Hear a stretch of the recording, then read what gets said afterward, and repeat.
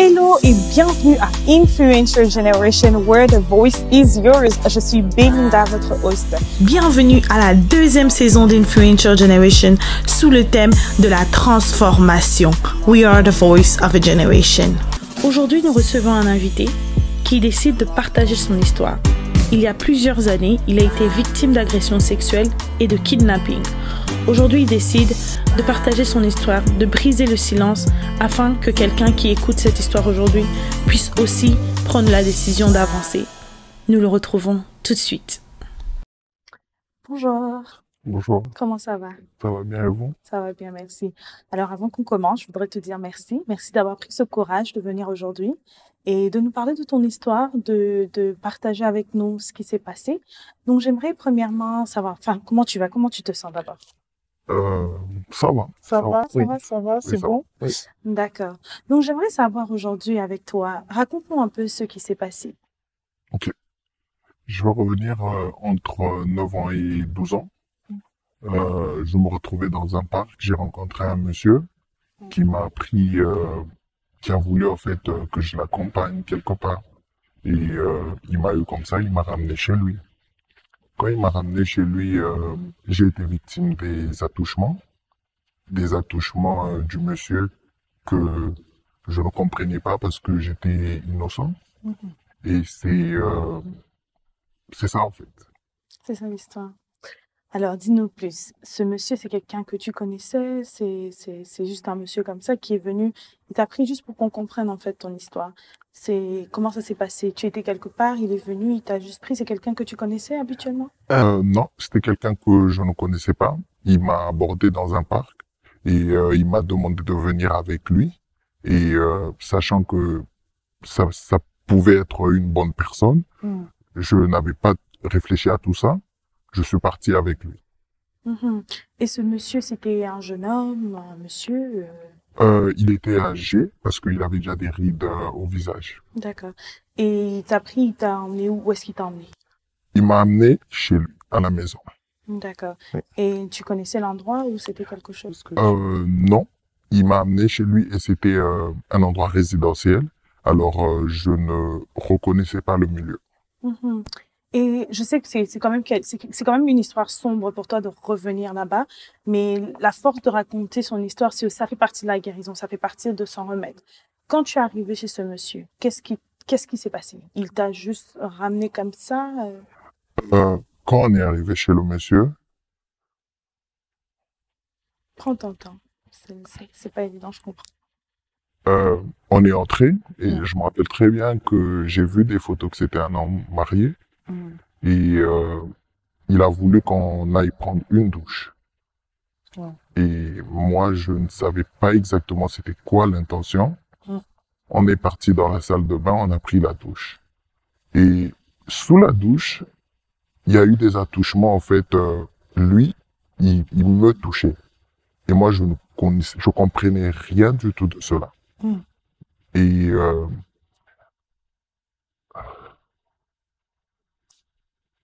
il y a eu ça. Et après la douche, on s'est retrouvés sur le lit. Alors, lui, il a voulu aussi que moi, je puisse le toucher. Et moi, je ne comprenais pas du tout. Sans oublier que tu avais entre 9 et 12 ans, donc Oui. tu étais très jeune. Oui. Alors, on est resté là, il m'a laissé le toucher, j'étais là, moi, j'étais un petit innocent, je ne savais pas exactement ce que cela veut dire. Alors, je le faisais, mais ma conscience n'était pas, en fait, ma conscience ne savait pas, en fait, c'était quoi exactement. Oui. Et en étant là, tu savais quand même que c'était pas correct ce qu'il était en train de faire. Non. Non, parce que c'est vrai aussi, tu étais jeune.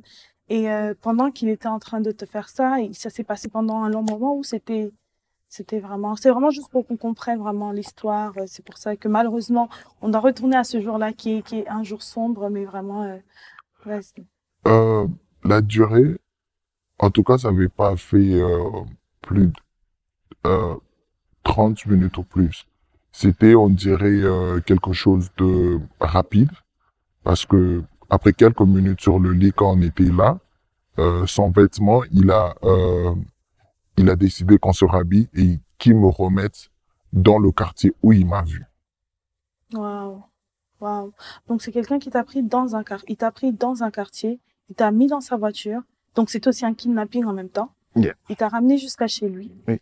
Et vous avez pris une douche. Donc qui prend une douche, ça veut dire que vous n'aviez pas de vêtements. Donc Oui. il t'a enlevé tes vêtements, il a enlevé ses vêtements. Et vous avez pris une douche. Ensuite il t'a ramené dans le lit et il a demandé que tu puisses le toucher. J'imagine ses parties intimes. Waouh, c'est vraiment désolé que tu sois passé par ça. Désolée que tu aies pu avoir ce genre de situation. Mais dis-moi, avant que tu rencontres cette personne, quel genre d'enfant tu étais? Avant que je puisse le rencontrer, j'étais un enfant en fait normal. Par rapport à mon âge, j'aimais jouer avec mes amis, faire des jeux et ouais. Et après cet incident soit arrivé, il t'a ramené dans ton quartier, tu es redescendu, tu es reparti. Est-ce que tu savais qu'il s'était passé, est-ce que tu te rendais compte qu'il s'était passé quelque chose de grave ou tu te disais, bon, c'était rien à cet âge-là, évidemment. Quand il m'a ramené dans mon quartier, je me suis pas rendu compte, mais c'est le geste en fait qui m'avait plus tiqué. Parce que en me déposant dans le quartier là où il m'avait pris, il m'a remis une somme d'argent. Okay. Et c'est le geste là que je me suis posé les questions. C'était quoi en fait? Pourquoi il m'a remis l'argent? Et à quel moment de ta vie tu t'es rendu compte que ce qui s'était passé ce jour-là n'était pas quelque chose de correct? Je me suis rendu compte quelques années après, quand j'ai commencé à grandir, que j'étais différent des autres par rapport à ce dans quoi je me suis retrouvé plus jeune. Et plus différent, je veux dire par exemple, j'ai pas en fait ce sentiment-là, on peut dire, j'avais pas en fait ce sentiment-là de l'amour. Wow. De l'amour en fait, je sors avec une fille et elle croit que c'est réciproque, mais au fond de moi, je sais que c'est pas réciproque, j'ai juste besoin d'avoir quelqu'un à côté et c'était à cet âge-là que je découvre ma sexualité. Et j'ai ouvert une petite parenthèse. Vas-y. En grandissant, en fait, à ce niveau-là, c'était maintenant, en fait, un combat. De quel côté ma sexualité allait se pencher. Donc, c'était en fait ça. Et j'ai eu des gens, en fait, qui se sont même des gens les gens qui ont une autre sexualité à celle que on a aujourd'hui, que les gens ont normalement. J'ai eu à les rencontrer, mais j'ai tout évité à raconter cette histoire et à leur permettre d'en profiter de cela. Ok, je comprends. Et quand tu dis que, et à ce niveau-là, quand tu grandissais, tu as tu t'es penché vers les femmes et éventuellement tu as donné ces femmes-là, mais t'arrivais pas à tomber amoureux ou être dans une relation complète avec une autre personne. Oui. Donc, comment je peux expliquer ça? À mon jeune âge, je suis tombé amoureux. Je me suis mis en couple avec beaucoup de filles, mais au fond de moi, il y avait rien. Il y avait rien, en fait, j'étais juste là. Elle est là, c'est ma copine. Je mène ma vie. Si ça tombe à ce que j'ai l'occasion de faire quelque chose qui va lui faire mal, je le fais.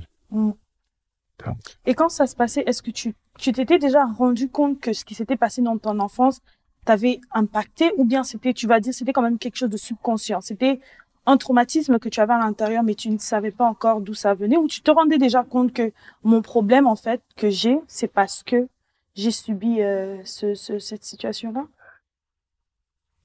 Je pense, en ce moment-là, quand j'ai commencé à sortir avec les filles, je n'avais pas encore réalisé que c'est dû à ce dans quoi j'ai eu dans mon plus jeune âge. Je me suis rendu compte de ça en avançant encore dans la vie. Wow. Et je trouve que c'est vraiment, déjà, je te félicite parce que tu t'es rendu compte, tu as eu un moment donné où tu t'es dit, ce problème vient de cette chose que cette personne l'a faite. Et dis-moi, comment aujourd'hui, c'est pas pour te ramener, mais aujourd'hui, comment tu te sens par rapport à ça? Est-ce que c'est quelque chose qui, encore, tu y travailles ou c'est quelque chose, comment tu te sens quand tu y penses? Dans ce genre de choses, c'est un combat qu'on doit avoir toute la vie. Parce que quand tu as été abusé par quelqu'un du même sexe que toi, il y a toujours ce côté-là, en fait, et c'est les questions qui viennent dans la tête. Est-ce que je suis homo? Est-ce que je suis hétéro? Et c'est à toi, en fait, de te battre pour garder cela, pour garder et choisir le bon chemin. Et en réalisant que tu as eu ce problème, est-ce que tu as cherché un peu à avoir de l'aide au niveau des psychologues, au niveau de, je sais pas, tu en as, ok, pour faire plus simple, est-ce que tu as eu de la facilité à sortir ça? Parce qu'aujourd'hui, tu nous en parles, mais est-ce que ça a toujours été quelque chose de facile pour toi pour que tu racontes ce qui s'était passé ce jour-là? Non. Premièrement, déjà, si on revient à l'âge quand j'étais petit, connaissant les familles, souvent quand un enfant vient dire ce qui vient de l'arriver, ils ont difficile à croire. Alors, durant tout ce moment-là, j'ai gardé ça. Et c'est au moment où j'ai commencé à faire des dépressions que j'ai rencontré un psy. Et le psy m'a dit, explique-moi ton enfance. Et j'ai eu à m'ouvrir. C'est la première fois. Et même les filles que je suis sorti avec, aucune a connu cette histoire, en fait. Parce que c'était en fait quelque chose, je me disais, si j'en parle à quelqu'un aujourd'hui, demain la personne peut dire à l'autre, ou bien demain la personne peut douter que il est hétéro. La personne peut avoir beaucoup d'autres questions derrière ça. Je comprends ce que tu veux dire. Donc en fait, tu as peur que les gens prennent cette histoire pour te faire du mal, on va dire ça comme ça. Donc, en d'autres termes, c'est simplement lorsque tu as rencontré le psychologue que tu t'es senti dans un espace sécuritaire pour partager ton histoire, en fait. Oui. Donc, c'est plus, en fait, quand j'ai rencontré le psychologue. Parce que j'ai donné ma vie à Christ. J'ai senti, en fait, c'était quoi l'amour. C'est qui est vrai. J'ai senti c'était quoi, en fait, l'amour. Et quand le psychologue, c'est quelqu'un qui ne te connaît pas, et il est là, il t'entend, et il comprend ta situation. Et c'est à ce moment-là que j'ai compris que c'est mon passé, je dois l'accepter et continuer à avancer. Donc, l'état dont tu es aujourd'hui, c'est que c'est ton passé, tu le vois dans le passé, et aujourd'hui, tu veux guérir ou tu as guéri et tu es en train d'avancer pour devenir une personne qui ne dépend pas de son passé pour vraiment comprendre. Ou bien c'est encore quelque chose que j'ai compris quand tu m'as dit c'est une bataille de tous les jours, mais est-ce que tu es dans un monde où tu te dis ça c'est le passé, aujourd'hui j'avance, ou bien c'est quelque chose qui te range encore? En fait, dans ce genre de cas, quand quelqu'un passe par là, la première chose à faire, c'est d'accepter cela. Durant toute cette étape de ma vie, je l'avais pas accepté. C'est quand j'ai pu me confier chez le psy que j'ai accepté cela. Et pour guérir de ça, c'est tout un processus.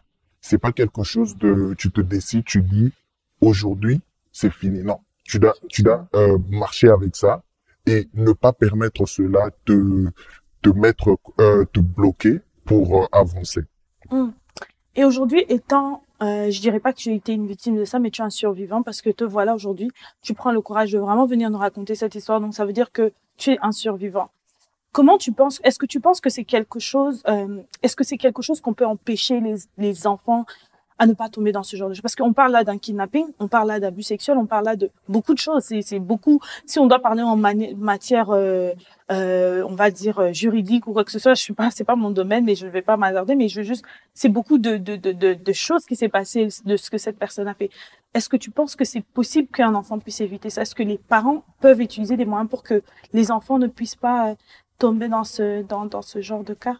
Oui, les parents peuvent utiliser un moyen parce que quand l'enfant grandit à un certain âge, l'enfant ne connaît rien et que les parents puissent avoir ce sens-là de connaître l'intimité, pas l'intimité, mais pourquoi l'enfant est proche avec telle personne.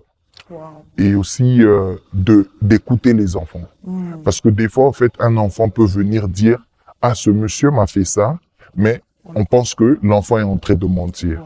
Si les parents essayent d'écouter les enfants et de chercher à découvrir pourquoi ma fille est proche avec tel oncle ou avec tel ami.